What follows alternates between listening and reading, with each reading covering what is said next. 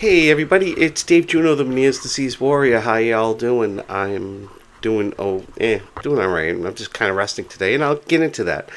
I hope all the fathers out there had a great Father's Day yesterday. I did actually enjoyed myself a lot.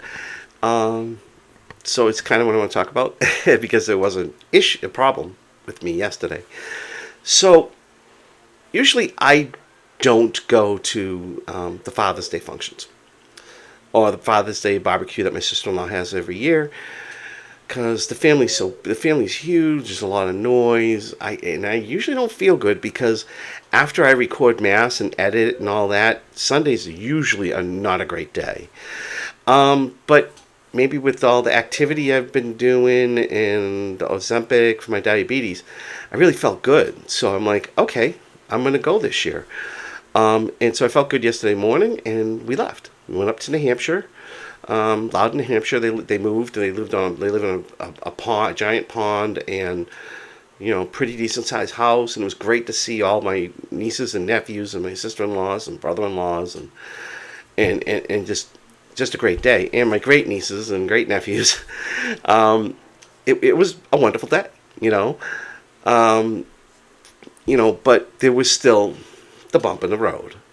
Okay, so while we were there, my sister-in-law owns the house. My sister-in-law Donna said, "Hey, you never been here before. You want to tour the house?" And I was like, "Well, I saw the bottom part because it's a split level." I said, "I saw the bottom part when I had to go to the bathroom," and she was like, "Oh, I'll show you upstairs then. The upper level." So we went up, and yeah, it's a beautiful house. I mean, I'm kind of jealous because it's on a pond. Uh, but yeah, beautiful house and everything. And so then we were coming back downstairs to go outside, and the house was dark. Okay, there was no lights on in the house, and the way they got the shades were drawn and everything, so it was kind of dark. There was not a lot of sunlight coming in. So going down the stairs, okay, I get down the first flight, and I started feeling funny. And halfway down the second flight, it hit. Vertigo hit. And thank God I was with my sister-in-law. And, she helped me down the stairs. And then my other sister-in-law was helping me over to the couch. And they got me water and everything. And stupid me, because I make mistakes too, I didn't bring any of my rescue meds. Not that I was cocky, I just kind of forgot about it. When you're trying to load up the car and your grandkids are bouncing off the wall, and your other son's girlfriend's coming, and trying to just get everything. You just kind of forget. And I literally forgot. So I was like, oh crap, what do I do now? I don't want to ruin the day for everybody. So they got me over to the couch downstairs because there's a living area. It's like there's another apartment in the basement. So they got me into the living room down there, and I laid down. They got me some water, and everything was spinning and all that stuff. And they stayed with me. Now my wife was outside chasing one of my grandkids, so that was fine. But they stayed with me for a little bit until I felt better. And then, I just literally what I did was I laid down on the couch downstairs, and when I felt a little better, I very carefully walked outside and went to one of these lounge chairs, the gravity lounge chairs or something, an anti-gravity chair. And I literally slept on it for an hour. And so, yeah, I started coming out of it, and I'm feeling a little better. Feeling, better. But, my thing was, I was like, oh, shit, see, this is why I don't come to these things. Because, something might happen, and guess what? It did. I don't want people worrying about me or worrying, all that stuff.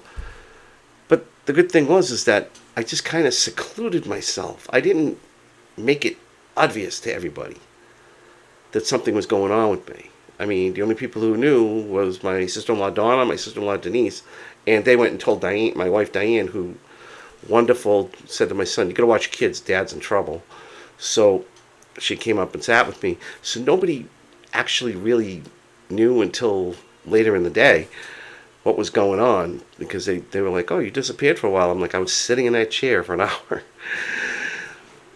But that was the thing. I just didn't make it obvious because I didn't want, because that was the other thing I was thinking of. Oh, I don't want all these people coming up to me, worrying and saying something and this and that. So, I was at a function. I was enjoying myself. Then I wasn't enjoying myself.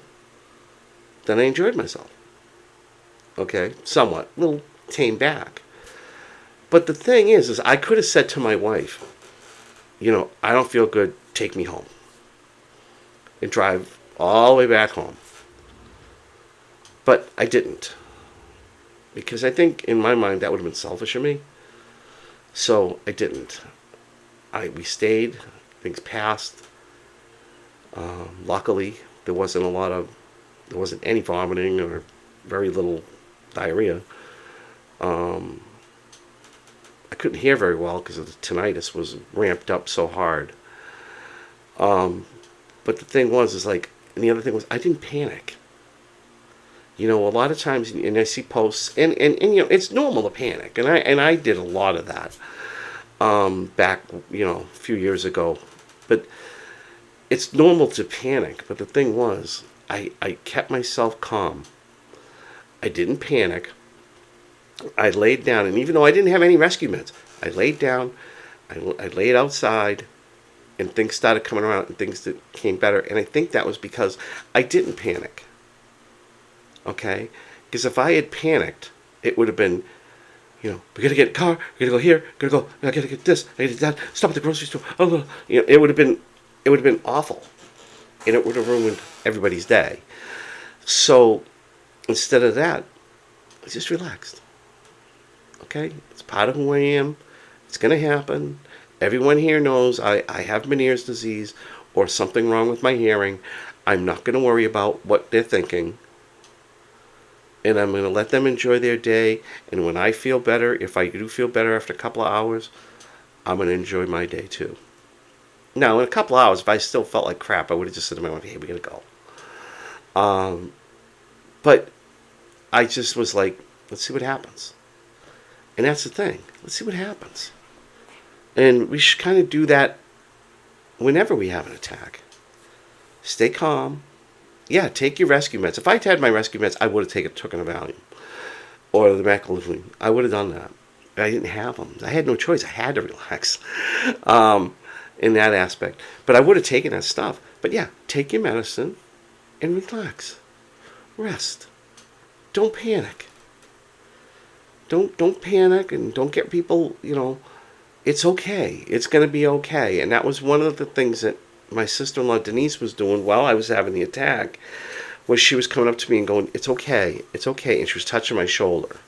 It's all right, you'll be okay. Which I knew that, but it was very comforting. It was very soothing, and I've actually known my sister-in-law longer than I've known my wife. And that's a story, and I could tell another day. But I've known her. That's how I met my wife, was through her. So, yeah, the thing is, just relax. Don't get panicky. That's the thing. A lot of us get panicky. So that was it. And then, a couple hours later, 3, 4 later, I ate. I felt better. Not 100%, but enough to enjoy, maybe 60, 70%. And then today has been a nightmare. Okay? I know I'm smiling and this and that. And I'm not having vertigo, but I'm really exhausted from the party, the barbecue, and fighting during the barbecue with my Meniere's disease. So today I've just been kind of resting, because I am kind of walking a little funny and my ears are full. So it's just like, okay, today we're going to rest. We're not going to go anywhere. We're not going to go do this, do that. Even though I am feeling somewhat better right now, we're going to chill. That's it. So, when we have these attacks, excuse me, I burped. When we have these attacks, just relax. And like I said, yeah, take your medications, take them. But just relax. Don't go into panic. Don't think you're not going to die. You're not dying. You're not, and all this stuff. And you might be surprised that this attack will pass quicker than if you amp yourself up and get panicky and anxiety and all that stuff. And like I said, I know it's hard. It took me a long time. It wasn't, that's the other thing. A lot of people think, oh, well, that's easy for you. Well, technically, it's not. I worked at it. And we've talked about that before. You have to work at it. It's like with anything. Okay, earlier today, my wife was watching something about weight loss medicines and surgeries. And one of the women hit the nail right on the head. And because it's with everything, not just with Meniere's. You have to work at it. You can take Ozempic or Wegovy or whatever, or have a lap belt. But if you a lap, what do you call it, the stomach surgery that reduces your stomach, you can have all that. But if you're not going to make the changes in your life, like what you're eating, how much you're eating, Wegovy's not going to work. Ozempic's not going to work. Your the belt in there, the thing, whatever thing they put on your stomach to make it smaller is going to burst. So you have to make the changes. And it's the same thing with Meniere's disease. You have to make the changes. If you don't, it's not going to work right. It's not going to, you're going to have all kinds of attacks, and you're going to do this, and you're going to do that. So, on that note, it's just almost 12 minutes, and I really am tired today. I don't know if you can tell by looking at my eyes, I just don't feel that great today. But I wanted to make a video and get it out there, and hopefully somebody hears this and it helps them. So on that note, hey, have a great rest of the Monday, and I'll talk to you later. Bye.